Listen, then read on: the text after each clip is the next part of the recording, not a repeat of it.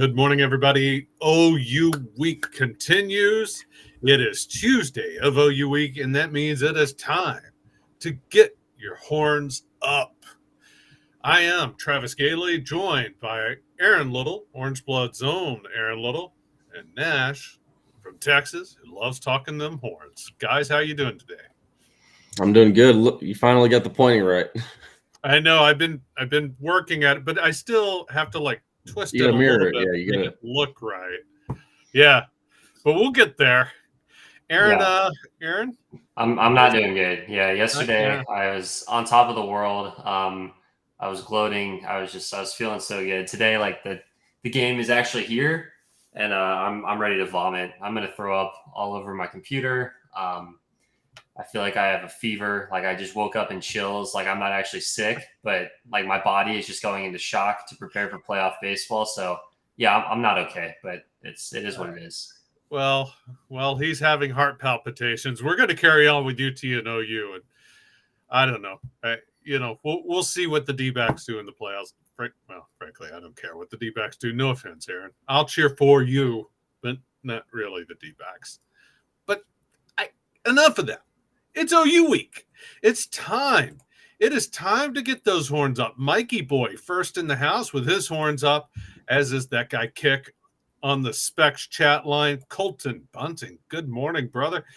As well as the longest horn. And Eric Hart. Sorry, Eric. Wrong show. You got to wait a little bit. Anwar Richardson, the drunk uncle, is coming up a little later. Anwar will be here today, but feel free to hang out in our show. Yeah, we're happy to have you. Perfectly. Hope you enjoyed the show that you did tune in for. Hopefully not at 8 a.m. The drunk unk. Yeah. Ryan Foster, by the way, has got his. Well, you never know. I'm not going to judge that. Ryan Foster's got his horns up. Jeffrey L. Day. You know what time it is. By the way, so quick note. I got to tell you guys, and you may or may not know, my wife is a Sooner. OU grad. I know.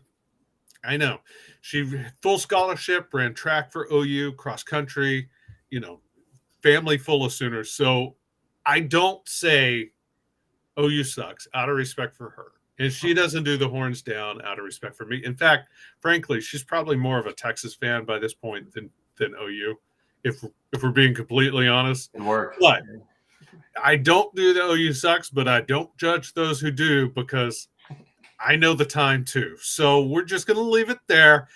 But we're going to and look at that. We've got a Sooner in the house. Bo, we're happy to have you. Hope you enjoyed the show. Hope you enjoy the UTOU Red River Showdown talk that we're going to be bringing. But the rest of the show the rest of the chat looks like they're all horns, including Charlie Williams, who's checking in from Dallas. And he knows the time too. So the chat is already popping. We're loving it.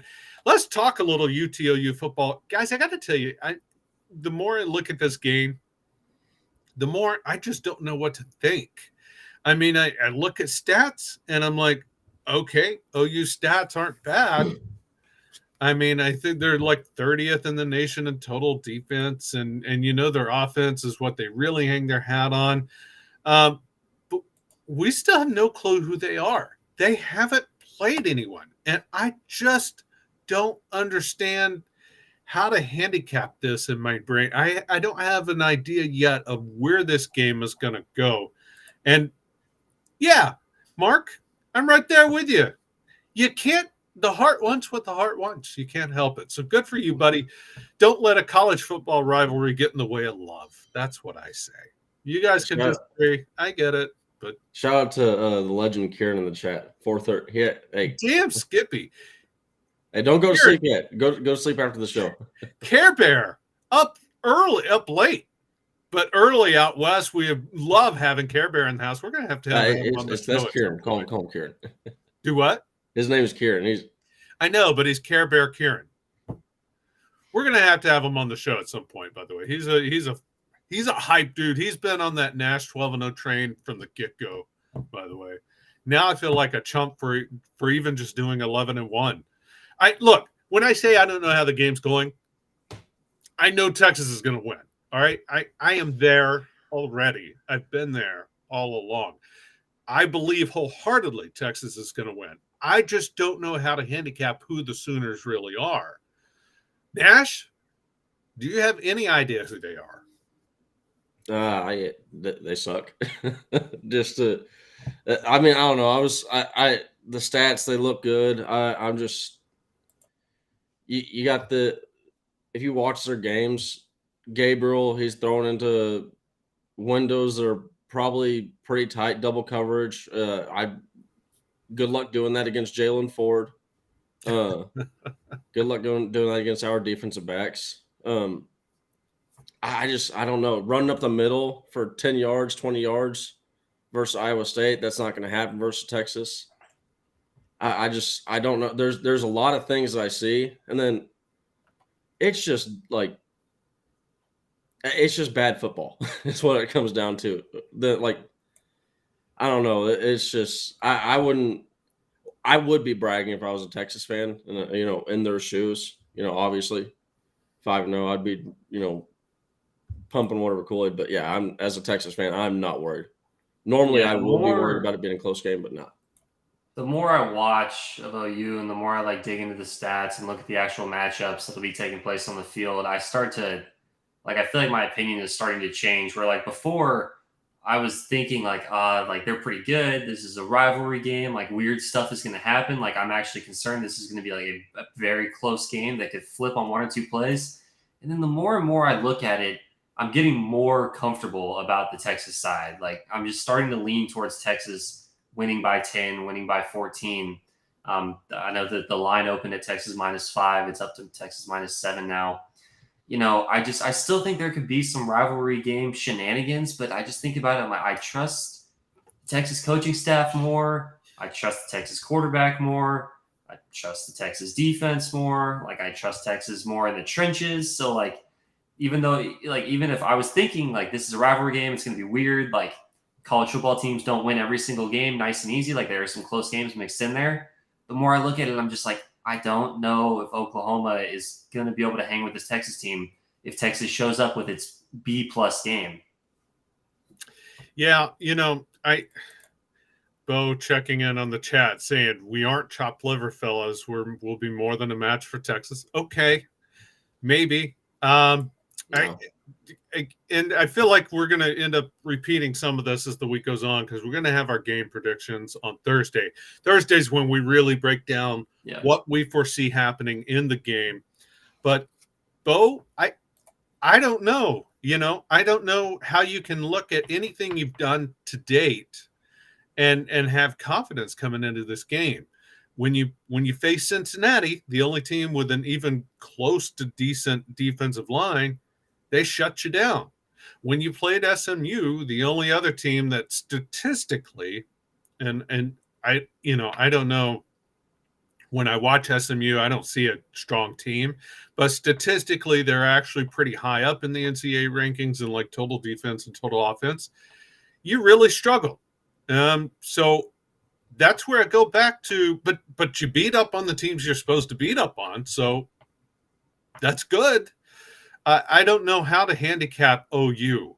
I do think this is a 10-point victory or more. I think it's a double-digit victory. And I've got my reasons for that. And again, I think we'll go into more of that on Thursday. But I don't see the OU running game being able to do anything. And I mean anything. And if that doesn't happen, if OU can't run the ball, Dylan Gabriel's going to struggle to throw the ball because the Texas defense is legit. And, they've faced better teams, I think, than OU already and have proven it. The other thing, by the way, that I really am hanging my hat on, and I believe this, I actually do believe Texas is a better team on the road. I think, and I know this is not a road game, it's a neutral site game, but I think when the crowd is against them, this team focuses a little more. I think they get a little dialed in. They dial in a little stronger. I think that actually helps on Saturday. I think coming out of the tunnel into a chorus of boos actually helps. And it's, I think that's gonna be able to. I think that's a big plus for Texas this week. Again, it's too early in the season to say that definitively, but I am there. Before we move on, I wanted to circle back, Kieran. Not that one. Sorry. Wanted to circle back to what Kieran posted earlier in the chat where he said, damn it, where is it? Y'all stronger than me. I couldn't handle losing that game and having wifey just straight up roasting me in my safe place. I get that. Luckily, there's no safe place when you're married to a Sooner. There just is no safe place. Luckily, my wife doesn't roast me. Yeah. And I will say this is kind of sappy, but it's what we do. Whenever one team scores, the other person has to give you a kiss. So, like if OU scores, I have to give her a kiss. If Texas scores, she has to give me a kiss. I know it's sappy, fellas. I don't care. I'm gonna be honest. That sounds like some Aggie stuff right there. I was joking about like the Diamondbacks making me nauseous, but now like I actually want to. I don't care. Judge me all you want. I don't care. It does take the sting out just a bit, just a bit. But having said that, again, she's not. She's not. This is not living and dying for her. Yeah, that's fine. I am in love. That's true. And you know what? I don't care what it sounds like, Sark After Dark. That's how I roll in my household. I'm not going to judge you how you roll in your household. So, and look at this. Benny Rogers, you've been missing, Benny. But he's checking in now with a $5 super chat. I made up for it. Thank you, Benny. Yeah, we appreciate that. And if you guys want to get your questions in, today's actually a good day to get your questions in. So the super chat is the best way to make sure we answer them. Saying not asking for your prediction, but how many points does it take to win on Saturday? That's actually a great question. When you go back and look at what OU has done in the previous games, and again, it's hard to look at the previous games and say, okay, that's an actually good indicator of what we can expect. But again, in the only 2 times they faced teams with statistically decent defenses, Cincinnati held them to 20, SMU held them to 28, and the Texas defense is on a whole other level. I think Cincinnati has to score in the 30s, probably high 30s, to have a shot at winning this game. Mid to high 30s, I would say. OU has to score to have a shot at winning this game. If this game plays out like it did in against those teams, then they've got no shot. That's why I'm saying this is a tough game for OU, and I do see a 10-point or more victory for Texas, a double-digit victory. What about you? Let's start with you, Aaron, and then we'll go to you, Nash. Yeah, so how many points does it take for Texas to win on Saturday? I think if you told me Texas scores 24, I'm feeling pretty good. I don't think Oklahoma gets to more than 24. If you told me Texas scores 17, then I feel pretty dicey. But I think if you guarantee me 24 for Texas, I would feel pretty confident going into the game there. I'm pretty spot on with that. Like, yeah, at the end of the day, I think 17 will get you a win. In majority of outcomes, but it's just I don't know. I'm just having a hard time seeing them scoring more than 17 points on Texas, and a good portion of that is I think they're going to fall into the same trap of what they did last year, where the only opportunities that they get in the game, they end up going for it on 4th down, or they just turn the ball over, and it's like before you know it, hey, that was our only chance to score. All right, I'm going to play devil's advocate, and I've said it, before I learned my lesson. Chat hates devil's advocate. Yeah, I know, but let just hear me out. I know. Let's give OU. It's not unreasonable to say they've shown they can score a lot of points, right? That's not crazy. It's not crazy to say maybe Dylan Gabriel has a good game. I mean, he clearly, and again, this is not me speaking, but I'm saying let's assume that let's just say it's possible. Okay. it's conceivable that they could put together a strong offensive game plan and come out and put up a bunch of points. I mean, they're going to have stuff up their sleeve. Like, I mean, it's a rivalry game. Like, this is their first tough game of the year. Like, they've probably been able to save some stuff. Like, they're going to have some tricks up their sleeve from a game planning standpoint. I don't doubt that at all. It looks like the chat is all in on 30 points or less. Kieran saying that, Mark Wright saying that. Yeah, and Texas will have 24 by halftime from Sark After Dark. I'm feeling good. There's a world out there. Devil advocate Travis. Damn Skippy. There is a world out there in some kind of parallel world, where every decision creates a new universe. Sliders element. I know Aaron doesn't get sliders. Nash, are you a sci-fi guy? Do you get the sliders reference? Doesn't matter. There are people out there that do get it. In parallel worlds, there is a parallel world somewhere out there where OU comes out on Saturday and just clicks on offense and really, they are hitting it, especially those deep balls, and they're putting up points.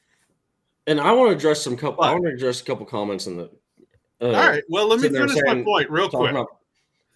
Let me finish my point. Yeah, my bad. I thought that was a long pause that you're done. No. It was for dramatic effect. So there is that parallel. 6:30 in the morning. This isn't that kind of show. However, it would be the first time that's happened against this defense.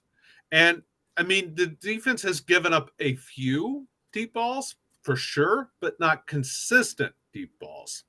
And I don't see OU being able to do that. And again, I go back to especially if they can't run the ball.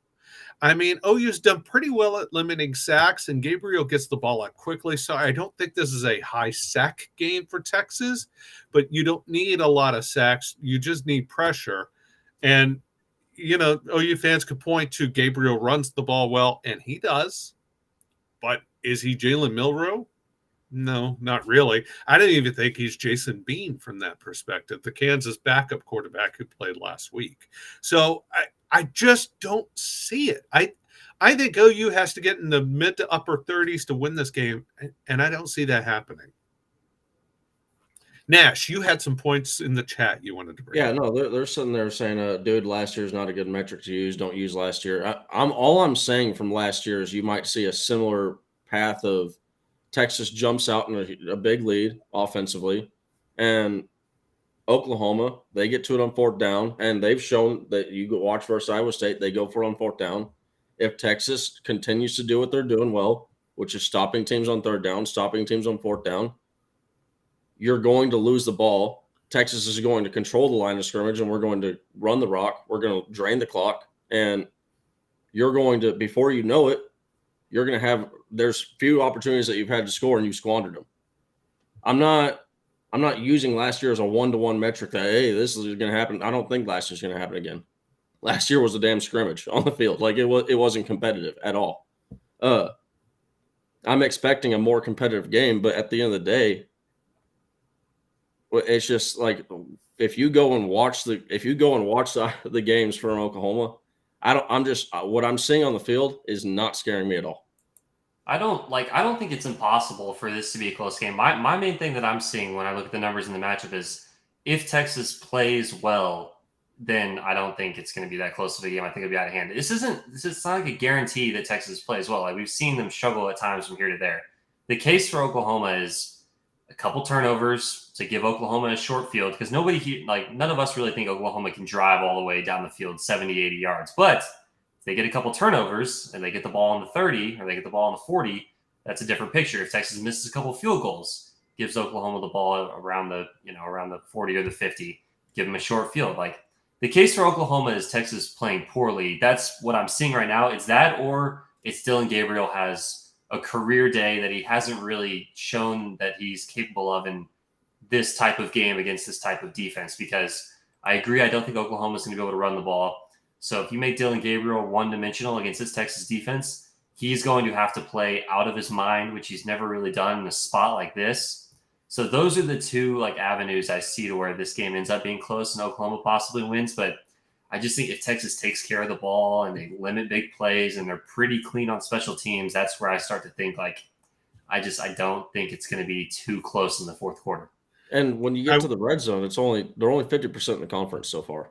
Yep. So, Bo, again, the Sooner, and we love having you, Bo. I love the chat. I love the discussion. Bo saying the OU defense is going to surprise you. It won't surprise me, actually, if the OU defense is good. It won't.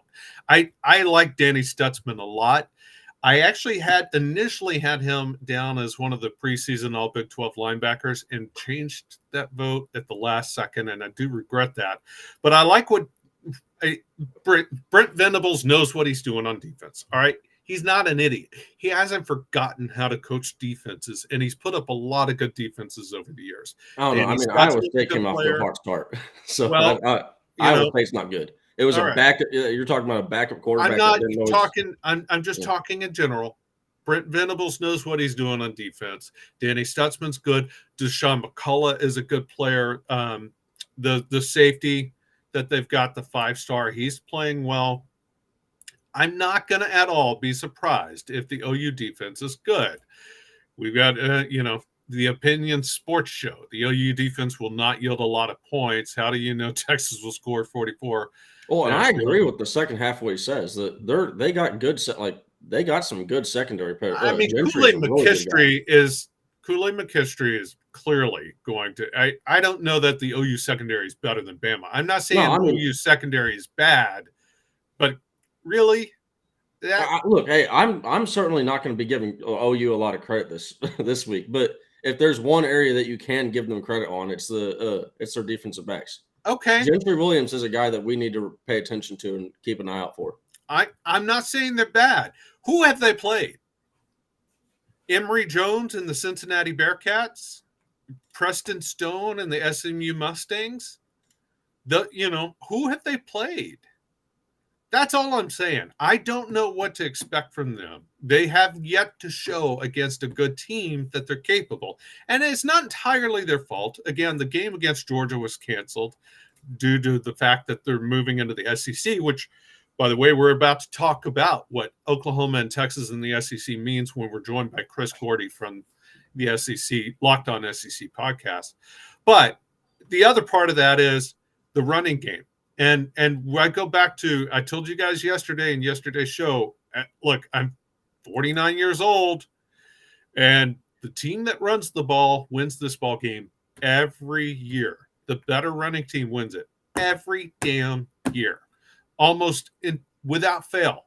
And Jonathan Brooks, Mikey boy, saying Jonathan Brooks is going to have 150 and 2 touchdowns. You know what, Mikey boy, if you're right about that, now's the time for you to whip out your phone and jump on this offer right now. Elite Sports Memorabilia has got you hooked up. Autograph Jonathan Brooks jerseys. Nash has done it. Look at that right there. Nash has done it. Many others have too. It's not just the white jerseys. He's got the white jerseys, the orange jerseys, the black jerseys. He's got helmets. He's got everything you could possibly want. Jonathan Brooks memorabilia, Xavier Worthy memorabilia. And a quick note for all the OU fans in the chat. You can actually, viewing this, you can actually get a similar perspective as the Oklahoma defensive backs in a couple of days. Jesus. Nash talking smack all week long. That's pretty creative. I like that. That was pretty creative. But ESM has got a lot of great Longhorn gear. Jatavian Sanders, we still don't know if he's going to play. He's day-to-day, according to Sark, but take that for whatever that's worth. Same with Ryan Watts, by the way. Ryan Watts will be needed if he can play, if he's up to speed. But there's a lot of great autographed memorabilia out there for Elite Sports Memorabilia. Really, scan this QR code. The Brooks jerseys are awesome, but there may be something else on there you love. It's getting time, closer and closer to Christmas, so you want to jump on that. And I love the hot take. That made me laugh, man. I saw that. I got a good laugh. I chuckled as soon as I saw that. I love the hot takes. Bring it. I do want to see it. You know what? The OU run defense, I don't think they're all that hot this year, are they? But also, this goes back to who have they played? I don't know. Yeah, I was looking at that too. They're giving up 106 yards per game on the ground, which is okay in the rankings, but when you factor in who they've played, it's not as impressive. I do have one serious question though. Are we underrating like what could happen if Jatavian Sanders misses this game? Like we've only seen Texas for a couple quarters without him. It was against a Kansas defense that Oklahoma's defense is better than Kansas's defense, I would say, especially in the secondary. Are we like overlooking what the passing game could look like for Texas if Sanders is unavailable? Because we can't act like that's nothing. Like that's just something I want to throw out there. He's the second best tight end in the country. I mean, he is almost on level with Brock Bowers. He is a game changer and was against Alabama, leading receiver against Alabama. He was a game changer. You cannot underestimate what he means to this offense. What you can say, though, is Gunnar Helm is a decent replacement, right? He's Big 12 level replacement. That's not Jatavian Sanders level, but that is that level. And it could mean you see more Jordan Whittington step up. It could mean, like last week, you see more Adonai Mitchell stepping up. You could see the thing is, you could see more 3 wides and Jonte Cook, or 4 wides with Jonte Cook getting onto the field. Just because Sanders isn't there, and you would still love to have, especially a healthy Jatavian Sanders going in this game, there are still options for Sark to play with. Nash? Yeah, I mean, and that's where I was kind of wanting to go with this, is saying I think that Texas is – I'm not worried if we don't have Sanders. And the reason why is it goes to our versatility that we have.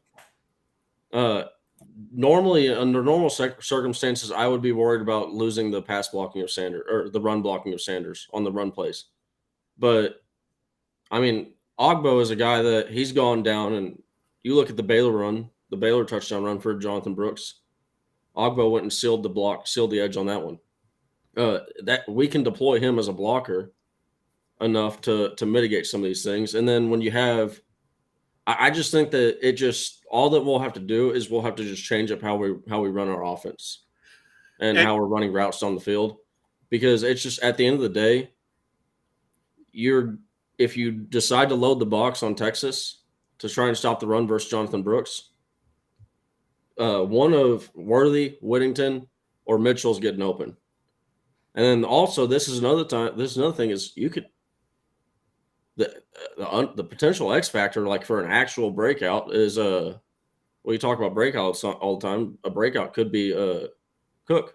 Jonte Cook started looking good last week, and that is an excellent point, by the way, Nash, about Malik Ogbo. Sark said that in the presser yesterday, that Ogbo is that jumbo tight end is looking good. He's happy with his development. You could definitely see a lot more 12 personnel with Ogbo in there in the jumbo set and doing the running game. Oh, Mikey boy just literally took the words out of my mouth. I was about to say, you guys know what I was about to say. It's just more Byron Murphy packages. Like, we can use him as the blocking tight end, like have him run some seam routes. Like that's my answer to everything. So yeah, Mikey boy. Honestly, at this point, I just want Byron to get like a legit halfback snap, handoff, carry the ball. It's like Byron Murphy slogan. What if Travis Hunter was 300 pounds? Like that's pretty much. Yeah, I'd rather save him for the red zone and defense, if I'm being honest. I don't want to burn the guy out. By the way, I'm going to show a chat from Athens. Good morning, C. Jenkins. Love having you in the show. Go Hornets and have fun at the game Saturday. That's going to be awesome. I do need to say, by the way, if you're wondering about Sanders, if you're wondering about Ryan Watts, who I actually think maybe while Sanders is a higher level player, Ryan Watts may be the bigger ding for me. I would like to see Watts in this game.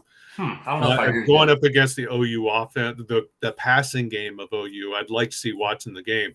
But if you want to get updates throughout the week on where those guys are, you need to be logging on to orangebloods.com. And if you're not a member, now's the time to jump on that. Scan this QR code. It takes you to the sign up page. Free trial for the rest of the football season. You can check out Orange Bloods for the rest of the football season. And if you're not hooked by then, I don't know what to tell you. That's the best coverage there is. And scan this code. The promo code is BEATOU. It will take you directly to the sign up. You can get on there and jump on this offer. It is free. What else do we need to do to get you on Orange Bloods? Go check it out. I mean, it's a steal. I don't know why you wouldn't take advantage of this one. There's breaking news, there's good information, there's awesome columns at the end of every week. You'll get baseball scoops. I know people aren't worried about that, but this will be the only site you're getting baseball scoops on. I will tell you that much this time of year. Hey, and it should be a fun year for baseball coverage. Yeah, definitely. By the way, I am loving the OU chat. I love the OU guys checking in. Fun week, man. That's what makes this week fun. It does. It is what makes this week. Cincinnati is not a great team, but they are 11th in rush yards for the season, and OU contain the run game. Okay, that's fair. 141 yards rushing is not containing the run game. I'm sorry. I mean, it is fair to say that they are, that Cincinnati is 11th in rush yards, but outside of OU, they played a very bad BYU team and lost. They played a pretty bad Miami of Ohio, a decent Miami of Ohio team and lost. They beat a really bad Pitt team and a horrendously bad Eastern Kentucky. Most of those stats came against Eastern Kentucky. That's the only game where Cincinnati really piled on the points. And I would add, Emory Jones he's the leading rusher in a lot of games, and he was against OU as well. Their actual run game is not all that high. It's not like they're pounding the rock with Corey Kiner is their leading rusher with 405 yards on the season. So let's not get carried away with Cincinnati's run game as an example of what OU's defense can do against the run. I appreciate you checking in, but let's not get silly. And Emory Jones, let's not act like Emory Jones didn't fumble the bag multiple times, leading to them not getting points on the board. Exactly. So, by the way, I threw up the Athens chat.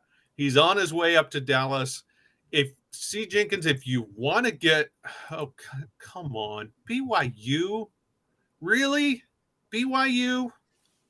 Go look at what BYU Travis, has done. You're the smarter guy. I'm blanking on this. What's that thing where it's like you're comparing a schedule and this guy's played this transitive wins. Yeah. Look, this is not this doesn't work like that, man. All right. Listen, if you're heading to Dallas, whether you're a Sooner fan or a Longhorn fan, you want to make sure you're ready to go pregame. Go hit up Specs. Or if you're watching from home, you definitely want to make sure you're ready to go for the game. You need to go hit up Specs. There's a lot of locations across the state because it's a Texas born and bred company. I promise you there are locations in Dallas because I've been to many of them. But it's the way to go to get your fine wines if that's your thing. If you want craft beers, they got them. They've got all the spirits you could possibly want. And what are spirits, Aaron? It's liquor. Damn Skippy. They've also got food that you need for the tailgating. So hit up Specs for this big Red River shootout game. No matter what you're needing, Specs same-day delivery can save the day with our Specs app or online shopping. From world-class wines to hard-to-find spirits and craft beers to gourmet foods, delicious snacks, and spectacular sweets. It's Specs. Cheers to savings. All right, guys, it is time. SEC Tuesday with Chris Gordy, he of the Locked On SEC podcast, he of Sports Talk 790 in Houston, home of the Texas Longhorns football, he of LSU alumni. We'll get to that later, not to rub salt in the wound, but we'll get to LSU later. But Chris, how are you doing this morning?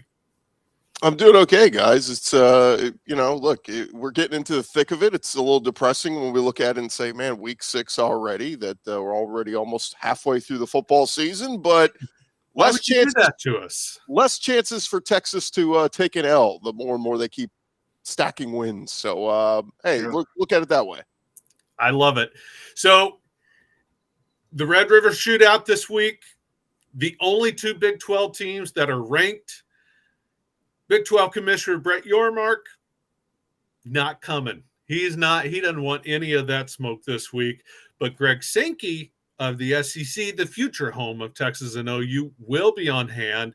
He does. I can't say this for sure. I don't know, but I would venture to guess this is probably the first time Sankey has gone to a UTOU game, a Red River shootout. I mean, ideally, you would think he's, as SEC commissioner, he's been at SEC games every week as opposed to going to see two Big 12 teams play. I mean, that's logical, right? It's possible he's gone to a UTOU game in the past, but it's fair to say it's been a while since he's been there. Texas and OU move into the conference starting next year. But Chris, if Texas and OU were in the conference this year, and this seems like it's a little bit of a down year for the SEC, I know you're not fully on board with that premise, but that's the prevailing thought in a lot of circles, is that it's a down year for the SEC. Where would Texas and OU rank if they were in the SEC this year? Yeah, I think, we already saw Texas beat Alabama head-to-head, and obviously, this is a really good Texas team. So I think they'd be right up there, near the top. We've seen how disappointing Georgia has been so far this year, although they are undefeated. And then you got kind of some surprise teams, Kentucky and Missouri, both being undefeated right now. Resting. So I think Texas would be right up there at the top.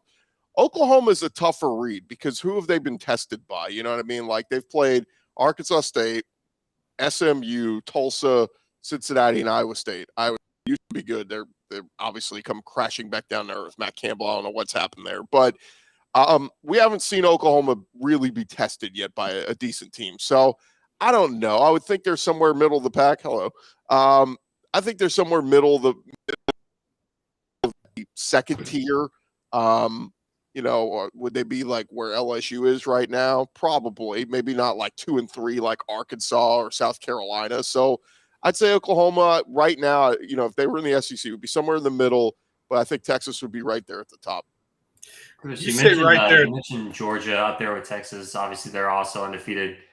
It definitely looks like a different Georgia team this year. Aside from the quarterback, having to go from Stetson Bennett to Carson Beck, is there anything else you're seeing that might contribute to the drop off in what we've seen on the field other than the quarterback position? Yeah, Georgia's had a ton of injuries. I mean, it was so weird when they came out week 1. Kirby Smart, they put out the injury report. It was about 15 guys. They're like, "What in the hell were y'all doing at fall camp? Like going full on contact, and like everybody was banged up." Ladd McConkey, their leading receiver a year ago, he just played his first game of the year this past week. Michael Williams, supposed to be their elite pass rusher, he's only played a couple games. It's like all these great players they have been in and out of the lineup. And so we really haven't seen a consistent, what Georgia's supposed to look like. And the other thing is motivation. They've played a crap schedule. I mean, right out of the gates, they were supposed to open with Oklahoma. And as we know, the commissioner said, take that off your schedule because they're coming to the conference next year. So, they've played nobody. Who have they had to get up for? South Carolina? They just had their first road trip. It was to Auburn. They finally won the fourth quarter, and Brock Bowers does what Brock Bowers does. He's now at back-to-back 100-yard receiving games. So I think Georgia's going to be fine. Everybody's asking what's wrong with them. I think they're going to be fine. They're trying to find their groove. They're trying to get everybody healthy. And I think once they do, Carson Beck keeps making strides. And as he gets better and better, he's not Stetson Bennett, but I think this Georgia team still has a real chance to go undefeated and get in the playoff. You said Texas is up there at the top, and you mentioned Kentucky and Missouri, and I know they're undefeated, but you're not putting Texas below Kentucky and Missouri. No, I meant like Georgia's still at the top. Texas is right up there with them. And I said Kentucky and Missouri are both the surprise teams that are undefeated. I got you. If it was a neutral fit, let's say it was a bowl game and it was Texas versus Kentucky, the line would probably be Texas 14, 15, something like so they would be favored over both those teams right now. If this was a neutral site bowl game, Texas versus Georgia, like say the Sugar Bowl, what would you put that line at? Georgia would get the benefit of the doubt, so it'd probably be Georgia -6.5, something like that. But again, that's what I think Vegas would do. If it were me, I'd have it more closer to maybe Georgia -3. I got you. By the way, real quick, Mark Wright, Sankey's not ignoring Texas A&M. He's actually, after the UTOU game, he is going down to the other big SEC game of the week outside of Dallas.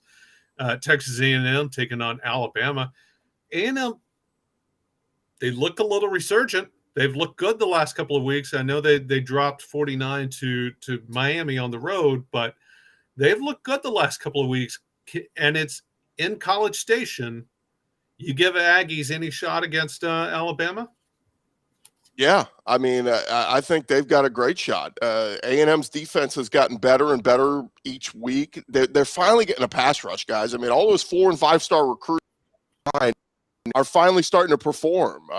They got about 5 guys named Shamar that are all doing things. It's fine. I was looking at their box score. I'm like, how many Shamars can you have on your roster? But no, I mean, they've got them all. Yeah, they've done a great job of recruiting, and they're getting that production. Yeah, everybody wrote them off against the Miami game. Well, guess what? That game was probably a fluke because every other game that they've played, they've absolutely dominated defensively. And now they're doing an SEC competition. I get it. It was Auburn and it was Arkansas. At the end of the day, those teams are probably going to be at the bottom of the SEC West. But they're just playing with a mindset of, like, when the ball snaps, they're swarming to the ball. Secondary's played pretty well. So, yeah, I mean, Arkansas didn't score their first offensive touchdown in 4 minutes of the game last week. And that was a good Arkansas offense that, was in a shootout with LSU and Baton Rouge the week prior. Well, now we're finding that LSU's defense kind of sucks. But nonetheless, I think this is going to be an awesome test. That we know they get up is close the last times, and Texas A&M's even won it. So yeah, this is a danger spot for Alabama because Alabama's defense is playing great, but their offense is still very average. Jalen Milroe's doing okay. The run game's okay. But this is not one of those dominating Bama offenses like Bryce Young or Mac Jones, and they can go in there and just score 40. This is going to be good on good. Whatever the over-under is, I would go under. I think it's going to be defense versus defense. And A&M's run game has really started to take off. I was talking to Jackie Sherrill the other day, and he said that's what's different from that Miami game. Since that game, they started getting the run game going with Moss and Daniels and all these different guys. So, yeah, man, I would almost, I know it's earlier in the week, but if I was picking this one, I'm leaning towards A&M in the upset.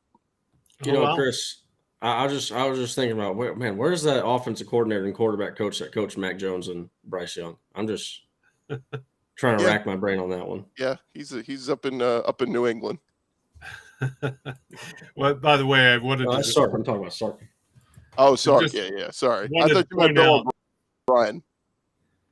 Mikey Boy in the chat just realizing the game is in College Station and he's not going to be able to go grocery shopping. Mikey Boy, just hit Specs Online. They got you covered. You don't need food when you've got Specs. So we mentioned LSU. I'm sorry to have to do this to you. What the heck is up with LSU's defense? It's not good, and it's one of the worst they've had in recent years. We thought that I think it was 2020 when Bo Pelini came back. We thought that was the worst defense in history, where Mississippi State put up like 600 yards of offense on them and beat them in Tiger Stadium. But this might be the worst. I mean, the scheme was all out of whack. They've got good players. I mean, we talked about it before the season. Guys like Mekhi Wingo, Mason Smith, Harold Perkins Jr. These are all preseason All-American, ridiculously good players, and yet they got 0 sacks on Jackson Dart last week. I thought Lane Kiffin coached circles around Matt House, and they got some big questions to ask themselves. It's not good, and if LSU doesn't get this thing fixed, Brian Kelly's going to be sitting there going, we literally have one of the best offenses in the country. Jaden Daniels has he can score at will. Give him the football. He's going to go get 6. The problem is the defense answers right back and gives up 6. So, yeah, it's maybe time to hit the panic button in Baton Rouge. I get it. It's their first conference loss and a non-conference loss. They did this a year ago. Remember, they lost to Florida State in the opening week. They lost to Tennessee at home around this time a year ago, and everybody was freaking out. Brian Kelly righted the ship. They ran the table almost. They did lose to A&M at the end of the year, but won the West, beat Alabama, went to Atlanta. Can they still do that? Yes. The problem is they got big things to fix on that defense. Yeah, and now they've got to go on the road to Missouri, which you've already mentioned is undefeated, and they got to take on Columbia. They're still 6.5-point favorites. But this is a Missouri team that's already beat Kansas State at home. Granted, they needed a 65-yard field goal, 61-yard field goal to do it, which was insane. But they got it. They won. So this is going to be a tough matchup, I think, for LSU. They seem to be I don't know. I don't know what's good. Like you said, the talent's there. They're just not operating. They're not clicking. But if they lose a second game now, their conference season is done, right? They're not coming back with 2 losses and winning the SEC West.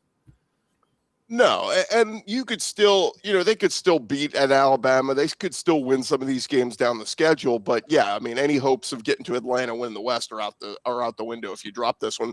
Brady Cook playing out of his mind for Missouri. It's so crazy. Before the season, they were like, they didn't know if he was going to be the starter. Eli Drinkwitz wouldn't even name him the starter week 1, like that game, saying, "Oh, Brady's going to play, but we may play Sam Horn, whatever." But it's just going to be very interesting because Cody Schrader is the second leading receiver in the SEC. Luther Burden is leading the SEC in receiving yards. He is one of the best receivers in the country. They got offensive weapons everywhere, and if LSU can't stop a nosebleed, Missouri could run away with this one. And last time LSU went there in 2020, they lost. So this is a danger spot for LSU, but credit Eli Drinkwitz, man. Mizzou, who would have thought, doing some things like this, unbelievable. Chris, we talked a little bit about Georgia. We mentioned Kentucky a little bit. We've got that matchup this week. We've got Kentucky going to Georgia. You mentioned Georgia hasn't really had a game on the schedule yet where they can, get fired up and get into it. Well, they've got a ranked Kentucky team that's coming in, playing pretty well. They've been running the ball really well. Do you think there's a shot Kentucky could come in there and maybe even pull off the upset if they are able to run the ball? Or do you think this is where we see Georgia really locked in all week and then they come out and kind of give a, we're still here performance from the Bulldogs? Yeah, it's probably the latter. It's probably this is the wake-up call for Georgia. But I will say, if Devin Leary goes in there, takes care of the football like he did a week ago, my big gripe on Devin Leary going to that Florida game was he had 5 interceptions already in the season. Had none last week. Offensive line protected. The run blocking was incredible. I mean, Ray Davis, I just love him as a runner. He puts his head down, his pad level stays high, and he just runs through you. We'll see how Georgia defends. If they're stopping the run early, then this one could get ugly. But Kentucky's got great receivers. Dane Key, Barrion Brown, Tavion Robinson. They've got all these weapons. So we'll see. I'll be curious how Liam Cohen calls this one. But I just think if Kentucky turns the ball over at all, they're done. But if they protect the football and force Georgia to have to answer score for score, it'll be very intriguing because Carson Beck's been pretty good. Brock Bowers is a freak. But the run game hasn't been inconsistent for Georgia. Dejon Edwards been okay, but it's not been like, oh my God, Georgia just running it down your throat for 300 yards like we're used to. So very interesting one. Can Kentucky pull off the upset? Yes, but I'm not leaning that way right now because it's still Georgia and you think they're going to answer. Well, it's one of these games that's kind of strength on strength, right? Like Kentucky wants to play football the way Georgia does. Only right now Georgia does it better, right? I mean, but there's still, if you look at Kentucky, there's a good chance that they could end up second, at least in the SEC East, with a really good record and end up in a good bowl game, because who else in the East is going to be challenging Kentucky for? I mean, Florida's already kind of out, right? Vanderbilt's not going to do it. Who in the East is going to challenge Kentucky for that second best team? It's Tennessee. I mean, they responded this past week against South Carolina. Spencer Rattler had been playing really, really well, and they held him to 169 yards. I think Tennessee this year, Joe Milton is not Hendon Hooker by any means, but their run game is really good. Jabari Small, Jalen Wright, Dylan Sampson, really good. And then defensively, Tennessee has really taken a step forward. They're getting pressure. They're getting sacks. They're getting stops. So, it'll be interesting to see what they do down the stretch. A lot of people questioning Josh Heupel, like, all right, you took that huge leap forward last year. You got the 10 wins. Can you repeat it? Can Tennessee take that step forward this year? So I want to see Joe Milton continue to improve. He still had 2 picks again last week. This was a guy they were raving about. Oh, he hasn't thrown an interception in forever. Well, now he's got a handful a couple weeks into the season. So Tennessee's that team. If it's not Kentucky, Tennessee will finish second behind Georgia. But again, that's one that's down the road as well. If Tennessee beats Georgia head-to-head, they're in the driver's seat in the East. So a lot can happen here, but yeah, it still feels like it's Georgia and then second between Tennessee and Kentucky. Yeah, I guess you're more sold on Tennessee than I am. But you know what? I said last week, when you said Auburn, it wouldn't shock you if they beat Bama. I didn't buy that either. And lo and behold, Auburn was right there with Georgia, not Bama. Auburn was right there with Georgia the whole way. And of course, that's a rivalry game. Just like Texas and OU was a rivalry game. So we'll see what happens in the Red River. Are you going to be tuning in for that at all? Or are you going to be locked on SEC games during that new? Oh, looky there. Repping the SEC team already. So we got to, my station in Houston, Sports Talk 790, we carry the Longhorn game. So we are already committed. We're locked in. We're carrying the Red River shootout. I'll call the shootout. I know we can't. Thank you, because rivalry is just silly. I know we can't say it legally. If we say shootout, somebody's going to get injured, right? I mean, we can't say that word. But anyway, Red River shootout. We're going to be locked into that. But then we also have an Astros playoff game that's going to be at Minute Maid Park on Saturday. So we're going to be doing double duty and watching all the other football games, but certainly be locked into this one. And I like Texas, and I like Texas big, guys. Give me the Longhorns. I love it. There it is. The chat's going to love it too, except for the Sooners who've joined us today. We have a few of them bouncing around, but the rest of the crew will love it. Chris, thank you so much. Chris knows who the second undefeated SEC team will be. There you go. And we're not in the Big 12 this year. We very well could see a Georgia-Texas matchup in the playoffs. You never know. It's certainly trending that way, at least. A quick message to those Oklahoma fans: go start counting your money, because you're gonna have to start saving up for that Venables buyout very soon. So good luck with that. Oh, you know what? Nice. Hey, he came in hot.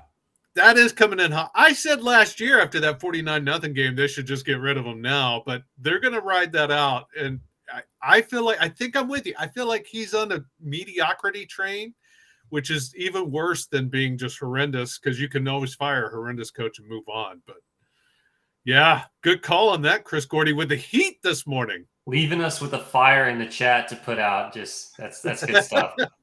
All right, Chris, thank you so much for joining us. We look forward to talking to you next week too. All right, fellas. See ya. Have a good one, man. Hey, Locked On SEC podcast. Check it out. He's bringing that heat every day. The Locked On podcast thing is they have to put out podcasts every single day. So, I mean, if you want your Chris Gordy fix, he's got all the radio stuff, but I mean, that podcast is coming out daily. So check him out there as well. So that was the second time in 3 shows. Feels like our 4th co-host at this point. Greg Sankey, that's got to be fun being a SEC commissioner with all the rich people with helicopters and such. Hey, I'm in Dallas at 11 a.m. kickoff down to 2:30 p.m. kickoff in college. Well, Sankey's in such a good spot this year because he can just be the nice guy. Like, he can be the hero. Like, he can just go over the top to support Texas and Oklahoma because Yormark just set him up for it. He needs to send Yormark one of those little fancy pair deals at the Christmas time. You know what I would love is if the Cotton Bowl crew, they need to do a thing where they put up Yormark's picture on the Jumbotron, right? Get the crowd going, boo, boo, boo. And then they need to cut away to Sankey in the stands just to get the reaction going from Yormark to Greg Sankey, just to hear what the fans are going to do. What would really be hilarious is if he's there for Texas Tech. Yormark can't avoid Texas and OU if they're in the Big 12 championship game. And I think that's something everybody in the chat, even the Sooner fans in the chat, would love to see, is a Texas OU Big 12 championship game where the hate gets to rain down on Yormark, because he put that target on himself. Is that where you're leaning, Nash? Who do you have with that second spot right now in Arlington? I'm curious. Honestly, look, I don't know. It's such a wide open race, and the fact that I'm about to say one of these guys, because there's I was actually thinking oh my, last night this is actually a possibility. It's actually possible that Texas plays West Virginia for the Big 12 title. No, that's an outside possibility. Yeah. But I'm just saying, I would have been no, there's not a shot that would even be conceivable. But you can, there's a route that you can conceive. All right, but who do you have? I don't know. It's just like it's Not like the you got wild card. Who do you think? it's a hodgepodge between like Kansas State, Oklahoma. I was high on BYU at the beginning of the year. That's gone right out the door. It's hard. I think Ryan Foster is right. I think it's between OU, Kansas State, and Kansas. I still think Kansas is going to give, assuming they get Jalen Daniels back. I don't think you can assume that. I mean, a back injury in the middle of the season, and they're still got 7 conference games. Like I know I don't. Back trust injuries that at are all. tricky, and they can flare up at any time, as we saw last week. But I think the odds-on favorite right now has to be OU to get back into the conference game. I mean, right? You look at OU's schedule. Even if they lose to Texas this week, the schedule the rest of the way is not exactly all that stressful. You can play West Virginia too. Kansas State. They get UCF at home. They get Kansas on the road, but again, that's just in 2 weeks. That's 3 weeks from this Saturday. That's probably, we're talking Jalen Daniels being hurt. I don't know if he's back for that. They get Oklahoma State on the road, and OSU may be the worst team in the conference this year. So I don't see OU struggling in the last Bedlam game, which is sad to me because I do love the Bedlam series. It is a great series. They do get West Virginia at home. All the West Virginia hopefuls, you got to go on the road to Norman. And then they close out with BYU on the road and TCU at home. So the schedule for OU the rest of the way after Red River is not all that great. They have to be the odds-on favorite to make it back to Dallas for the Big 12 championship game. I mean, listen to the schedule for West Virginia. This is what I'm talking. Like, it's not a crazy world to say West Virginia's in Arlington. You got they're on a bye week this week. They go to Houston next week. Houston's easily defeatable. Oklahoma State, we talked about them. They're worse in the conference. UCF, they're a defeatable team this year. BYU, they do go to Oklahoma, but then they got Cincinnati and Baylor. I mean, it's really outside of Oklahoma, you could say, hey, West Virginia probably should be winning the rest of these games. I'm calling it right now. West Virginia's losing on the road in Orlando against UCF. West Virginia's losing on the road. That's another team I was really high on early on, but at the end of the day, it's just what did UCF just do against Baylor?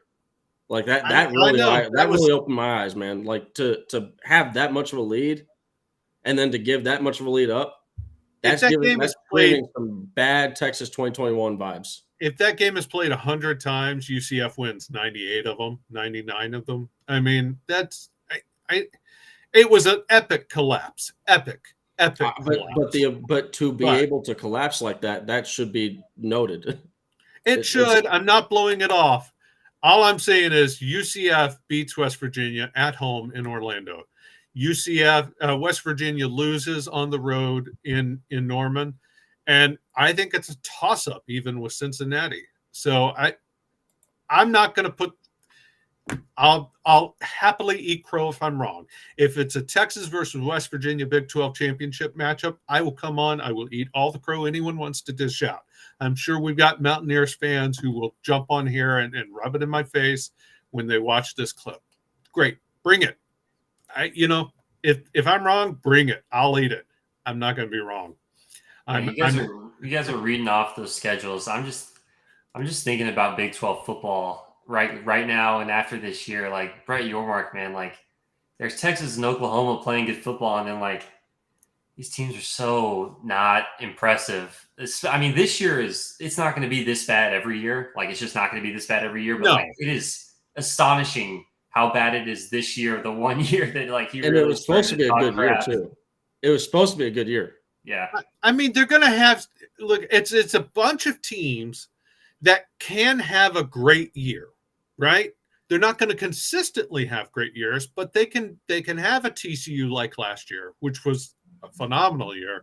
But they can at least have teams that challenge for and make, especially in a 12-team playoff, they're going to have one and sometimes two teams in the playoffs every year, right? They're going to have some decent teams, but the depth overall is very middle of the road. It's not they're losing Texas and OU, and you don't come back from that. Adding Utah will help, but they're not to Texas and OU's level, right? So I mean, it's bad. It's not the worst. The Opinion Sports Show's right. Colorado will bring a lot of attention to you. Yeah, those are going to help a lot. Well, yeah, but that's only as long as Deion Sanders is head coach there. If Deion Sanders gets poached by a big SEC school, then hey, guess what? Guess where that attention goes to? He's there at least for next year because Shador and Travis Hunter can't transfer again. So he's there at least next year. After that, we'll see. But if he keeps winning, I still think Colorado is going to be a 6-6 team this year, which is a phenomenal turnaround from what they were last year. That's a major turnaround. It is. And you know, I don't see Deion going to the NFL, Mikey boy. Deion's skills, where he excels, what separates him as a coach is his recruiting ability, and you lose that in the NFL. And I think Deion knows that. I think he's going to stay in. He's a college game guy, I think, from here on out. Now, I don't think he's in Boulder to retire, you know, but we'll see. We'll see how that plays out. Regardless, if you've liked this show, if you've had a lot of fun on this show, and I hope you have, I know we've had fun. I think even the Sooners joining us have had fun. So you know what? Maybe Benny Rogers enjoyed it. Benny, you're going to give us a like? I hope so. I hope the Opinion Sports Show, who's been chiming in, I hope you give us a like, buddy, because it's been a good show. We think I've had fun. I hope you've had fun. Give us a like. It's well worth it for those of you who do want to keep tuning in week after week after the UTOU game. Be sure to subscribe to the channel. And you know what, guys? Even the Sooners, Bo, Opinion Sports, if you want to subscribe to the channel too, that's great. We'll look. In fact, you should subscribe to the channel just for this week, because Orange Bloods Live is live all day long talking UTOU. Coming up next, we've got Onward Richardson and the Old Fashioned Sports Show, followed by House Divided with Jeff Ketchum and Chad Hastings. Chad Hastings, our resident Aggie. They've got a big game this week, so there's going to be plenty to talk about there too. Followed by Football with Friends with Alex Dunlap. He's going to be breaking down in an analytical kind of way that is always entertaining. He's always good for a rant or two, by the way. And then OB Outsiders on 3 out of the 4 nights, and I'm going to learn that schedule someday. It's Monday, Wednesday, Thursday. Monday, Wednesday, Thursday. Thank you. I appreciate that. Aaron knows. He's on it. Monday, Wednesday, Thursday. And I should know that because it conflicts with the NFL 2 of those days. Yep. And Survivor. And Survivor on Wednesdays. So it's not the greatest schedule for me. I'm not going to lie. But it is a damn good show, and I do catch it usually on the replay. So it's very entertaining, well worth it. So, guys, stick around for OB Live all day. Subscribe to the channel. Click that bell so you get notifications. We are back tomorrow with more UTOU talk. Sooner fans, you're going to like this. We're going to have the voice of the OU Sooners, Toby Rowland, joining the show to talk about the Red River Shootout, because I cannot say Red River Rivalry. It's just a mouthful. I mean, I can say it. I just did. I just don't like to say it because it's a mouthful. Red River Shootout, Toby Rowland on the show. Stick around all week. It's going to be UTOU talk. We've had fun. Hope you liked this show, literally liked the show and enjoyed the show. For Aaron Little of Orange Bloods and Nash from Texas, I am Travis Gailey. Good luck to the D-backs, Aaron. We hope you... Love it, Nash. Let's go. Nash, I think Nash is wearing that shirt every. I want to clarify. I'm not parading around the shirt all day, every day. I get it. You're putting the shirt on. I'm wearing it for the show, taking it off, and then putting it back on. I get it. It's a clean shirt. It's a clean shirt. I get it. You're not sweating in it all day, but you're going to be wearing it all week. He wore it yesterday. He wore it today. I was like, oh yeah, that shirt's not coming off this week for the show. Oh, it's OU Hate Week. It's all right. There you go. So, all of us, I hope you join us again tomorrow. Have a great day.